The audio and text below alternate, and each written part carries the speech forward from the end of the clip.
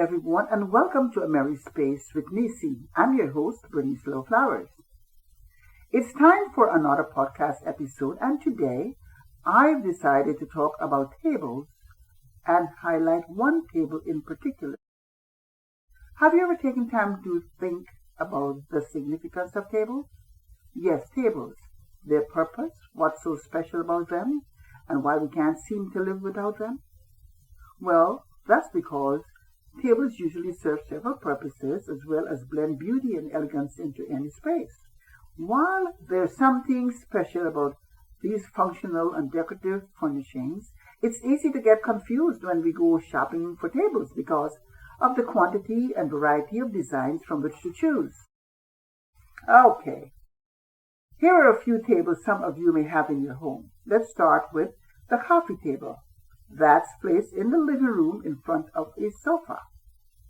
Then we have side or accent tables for beautiful lamps. There's the console table for decorative pieces or artwork. Conference tables for collaborative meetings. And don't forget the cocktail and bistro tables to accommodate our drinks while we mingle at social events. Also, there's the nesting or stacking tables, where two or more tables increase in size and are piled together to give a layered look. Let's not overlook the favorite ottoman table, typically used for a comfortable footrest to stretch our feet when we want to relax and get comfy.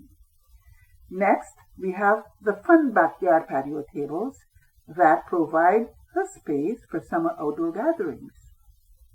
Then, there's the famous dining table, used mainly for those special occasions like Thanksgiving and other close gatherings. However, you may have heard the term lack of use or demise, referring to the dining table, and that's because it is scarcely used today. People prefer to eat dinner sitting on the couch while watching TV at a kitchen island or kitchen table. Well, speaking of the kitchen table, have you ever questioned what makes this modest fixture so magical? Well, the magic of a kitchen table is where people's intentions connect. I believe many of us are fascinated with this piece because of the memories created here.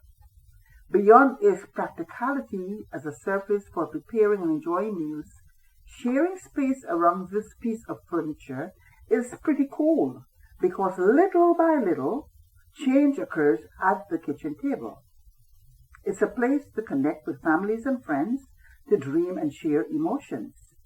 Praying, teaching, chatting, and laughing at the kitchen table can be inspiring, especially when grandparents or elderly family members are around to entertain wholesome conversations, share their wisdom, family stories, and special memories with the younger generation. As a child, I remember my father and other relatives having many family meetings and conversations at kitchen tables to share information, discuss gut feelings, solve disagreements, as well as reinforce values to support family members. People have always used the kitchen table as a comfort zone to share their inner feelings, thoughts, have personal and candid conversations, as well as a spot to unwind after a long day's work. Maybe have a drink or a cold beer, announce who is getting married, divorced, expecting a baby, express their frustrations, and many other real concerns and everyday challenges are expressed at this central location with comfort.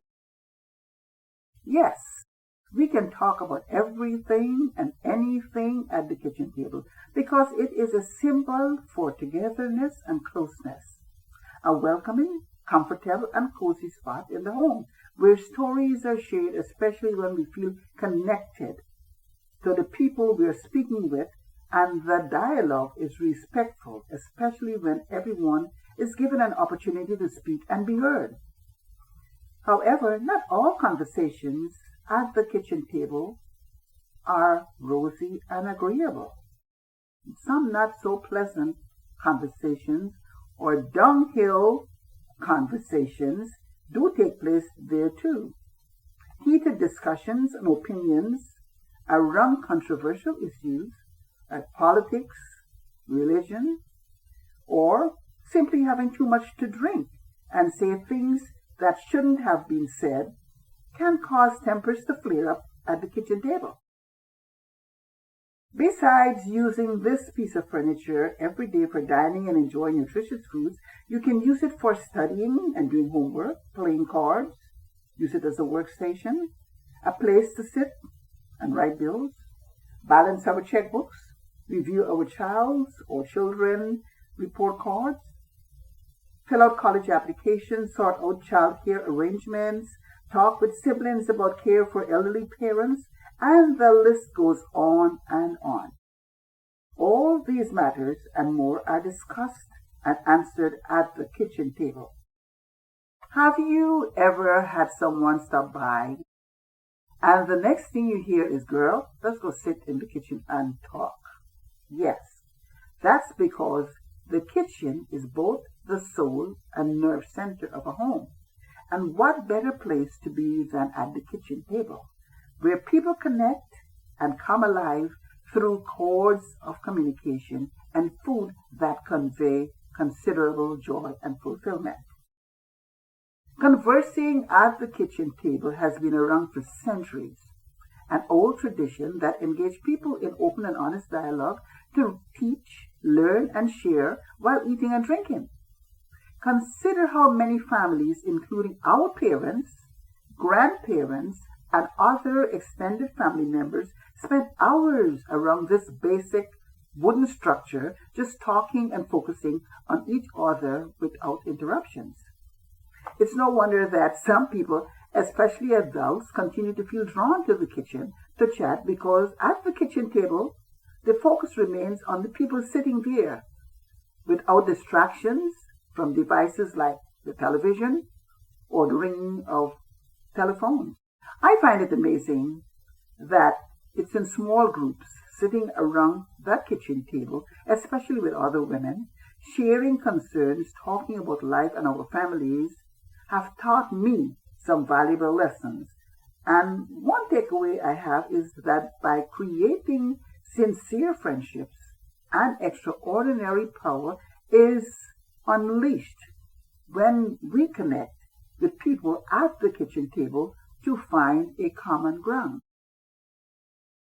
Believe it or not, there's so much that takes place at the kitchen table. So when you glance at your kitchen table, remember to look at it as a cherished icon, a place where countless meals were served, emotions, memories, experiences, expressions of joy, laughter, grief, loss, or even the quiet struggles people wrestled with were shared at that table. Because the kitchen table is an intimate space where serious conversations are shared with your family, friends, spoken voices are echoed, and facial expressions are visually communicated, allow yourself some space to reflect on the depths of those conversations, interactions, and togetherness that occurred there. To sum it up, empower yourself. It's your journey. So value and decide how you want to spend your time at the kitchen table that is so magical. Who would you invite to sit at your kitchen table? So long for now, and thank you for listening to A Merry Space with Nisee. Feel free to drop me a line at amerryspacewithnicee@yahoo.com. Meanwhile, be well and healthy.